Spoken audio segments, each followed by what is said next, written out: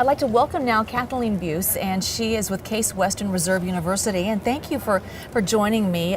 You've been a presenter of the Women in Materials Science and Engineering Breakfast. And I should note that your topic, specifically women persisting in the STEM professions. So let's talk about that. Sure. Women continue to be underrepresented in the STEM professions. And the STEM are the science, technology, engineering, and math.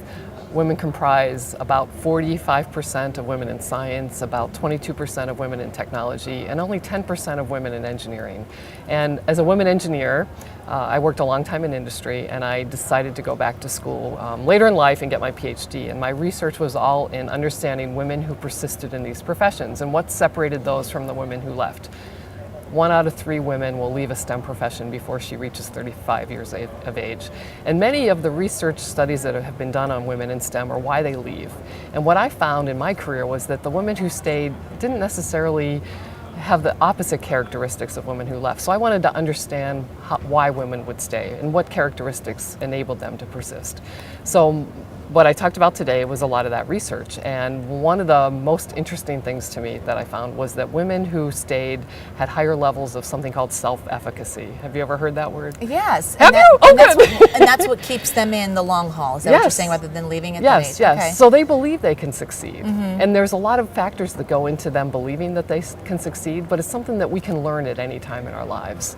And so that's what I talked about at the breakfast this morning. Interesting. So I would think that maybe the mentoring for women would be huge then, to keep us in that pattern of still working. Absolutely. Mentoring really enables women to be able to persist because it provides a pathway to understand what options they might have in their career. And it's not just a mentor, but someone that can open doors.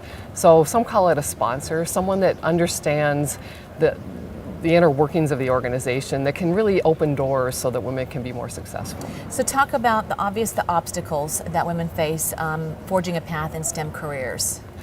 Oh, lots of obstacles. Yeah. It's still male-dominated and technology-driven. So in order to be able to get on the best projects and be the most challenged, women need to have those mentors, those sponsors. So that's one of the barriers, is that women kind of sometimes, they're kind of forgotten because there's maybe 1 in 10, maybe 2 in 20, and they're not maybe viewed as differently. And there's also something called second-generation gender bias, where women aren't given the opportunities because maybe they'll have a child someday, and maybe they're going to quit the workplace, so they aren't even given the opportunities. So what is your best advice when someone sits down and says, I'm on the fence whether I keep going with this career or not? You know what, I talk about the money.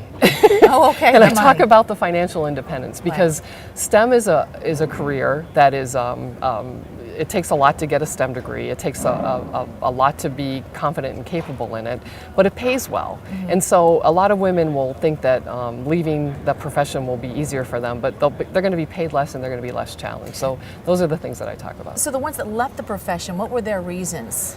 Well, in a lot of cases, it was a climate in the organization they didn't understand. They didn't understand how to get the right job. They didn't understand how to be part of the team.